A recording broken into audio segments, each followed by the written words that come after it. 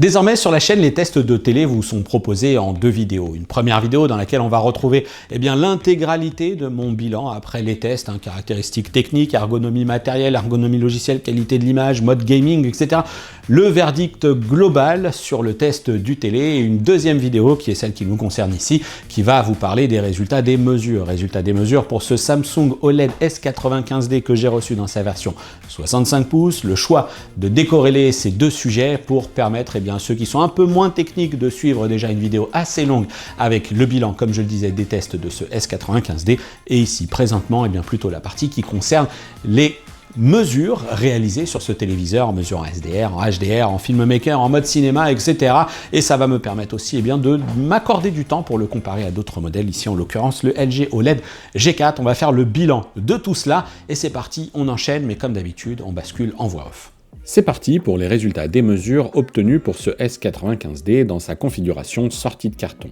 Je préciserai d'abord que la solution qui m'est désormais mise à disposition par les équipes de Portrait Display, et je les en remercie beaucoup, inclut le générateur G1 et la toute nouvelle sonde C6 HDR 5000 qui remplace la C6 HDR 2000.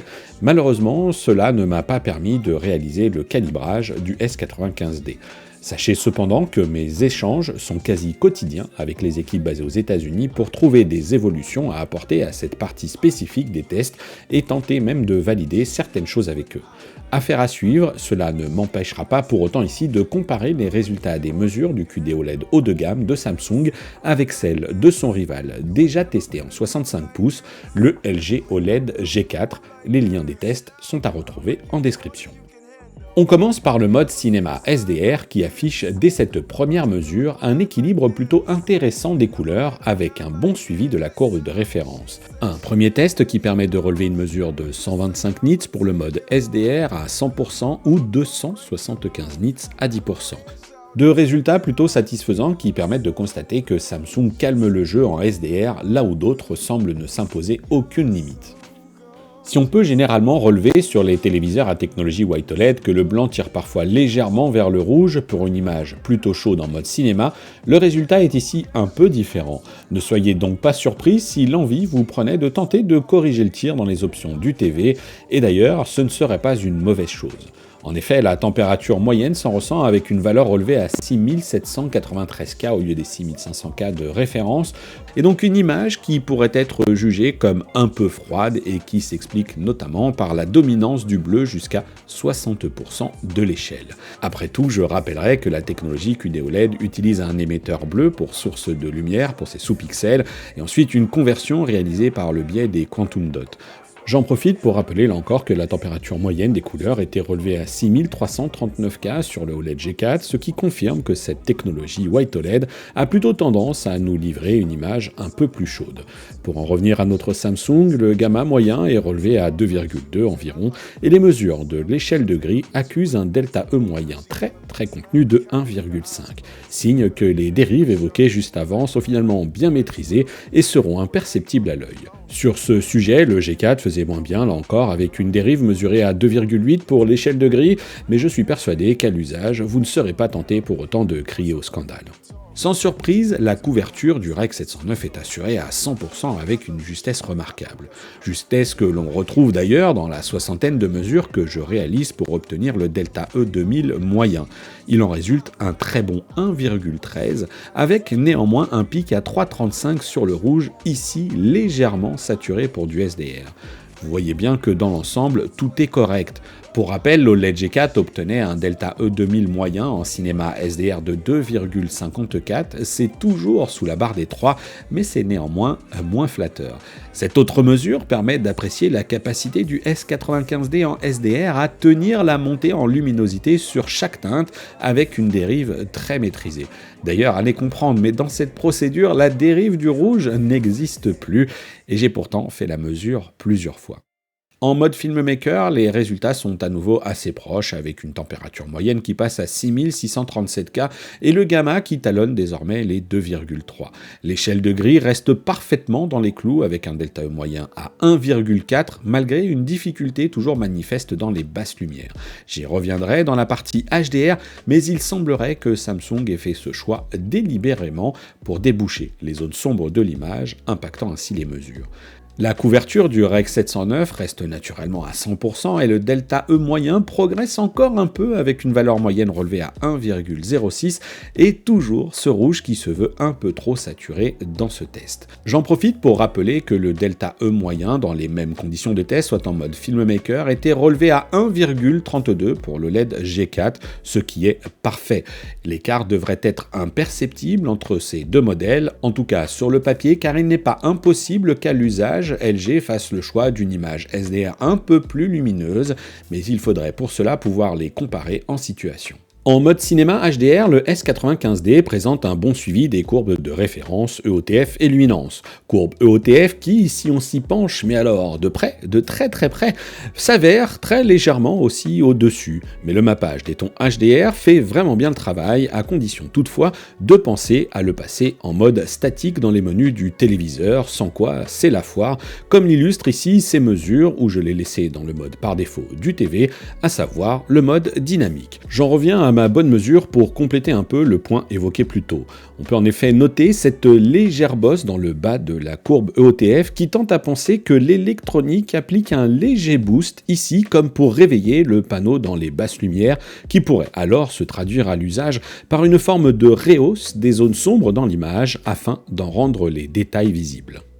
Sachez-le, ce phénomène ne semble pas près de disparaître chez Samsung, en tout cas sous certaines conditions. En effet, c'est à l'occasion d'une Innovation Room organisée par Samsung à l'IFA de Berlin que les équipes nous ont expliqué qu'elles travaillaient sur l'utilisation du capteur de luminosité du téléviseur pour appliquer, lorsque cela serait nécessaire, ce boost artificiel pour faire ressortir les zones sombres de l'image, quitte à ne plus coller parfaitement avec la courbe EOTF notamment. Le choix sera ainsi assumé par Samsung qui s'en remettra plutôt à la perception qu'au résultat des mesures, même s'il nous promet aussi que l'image n'en sera pas pour autant fantaisiste.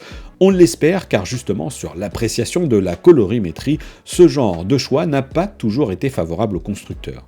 Quoi qu'il en soit, sur mon exemplaire de test, le pic de luminosité en mode cinéma HDR prend des allures de record avec une valeur à 10% relevée à 1678 nits avant de baisser pour atteindre les 336 nits à 100%.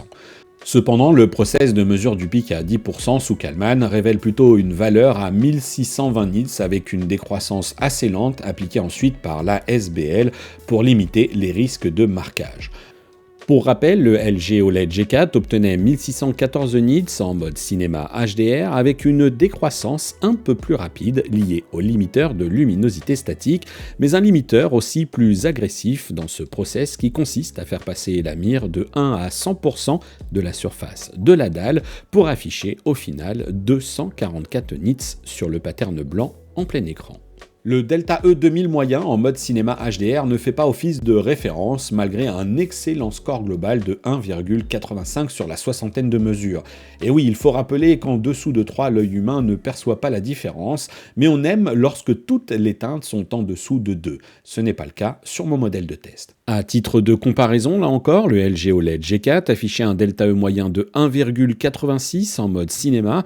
Décidément, ces deux-là sont bien décidés à en découdre en HDR, mais il y a inévitablement un sujet sur lequel le White OLED de LG n'est pas armé pour rivaliser, c'est sur la couverture colorimétrique. Elle est aux portes des 100% en DCI-P3 et dépasse allègrement les 80% pour le BT2020, contre respectivement 95 et 72% pour le G4. Je ne sais pas ce que vous en pensez, mais pour ma part, je trouve que Samsung Electronics, qui pourtant met un point d'honneur à regrouper ses gammes S sous une seule et même appellation dite OLED, alors même qu'il mélange désormais les deux technos, parfois au détriment l'une de l'autre, et plus péniblement au détriment des consommateurs, eh bien peut vraiment dire merci à la technologie QD OLED de Samsung Display.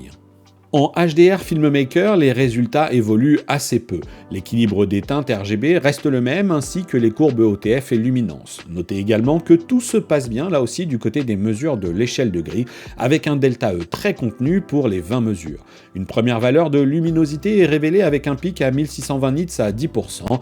Un résultat dépassé encore une fois dans l'exercice qui consiste à faire évoluer la mire de 1 à 100% de la surface de l'écran avec un joli 1653 nits obtenu à 10% pour finir à 310 nits à 100%.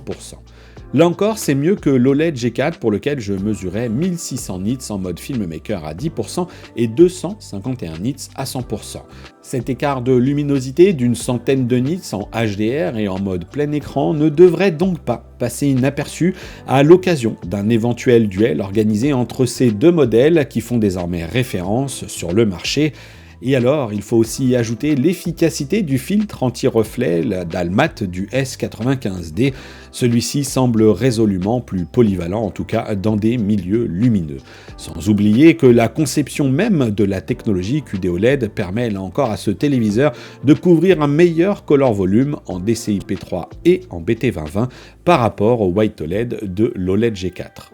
Toujours en mode filmmaker HDR, le Delta E2000 est désormais relevé à 1,62 sur la soixantaine de mesures, là où le G4 était à 1,77. Clairement, l'écart est insignifiant.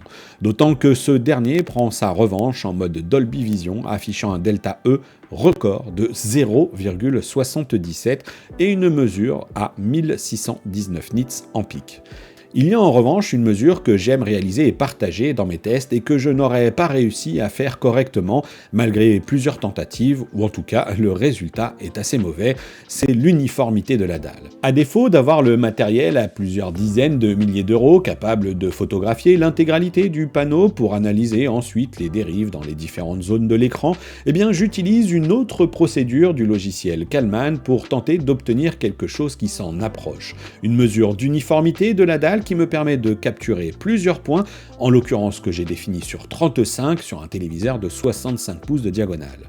Et si à l'œil je ne note aucune dérive significative, la sonde de son côté révèle quelque chose qui dépasse le delta de 6 entre le centre de l'image et le point en haut à gauche par exemple. Je ne vous cache pas que je suis assez surpris par ce résultat et cette dérive que je ne perçois pourtant pas du tout à l'œil.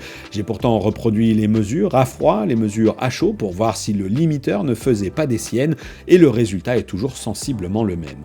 Il est assez difficile pour moi d'en tirer des conclusions si ce n'est vous dire qu'il y a visiblement ici un souci que je ne perçois pas et que, assurément, certains téléviseurs font mieux sur ce sujet de l'uniformité. Dans l'ensemble, vous l'aurez compris, ce Samsung S95D se révèle très bon dans ses résultats des mesures, meilleurs que l'OLED G4.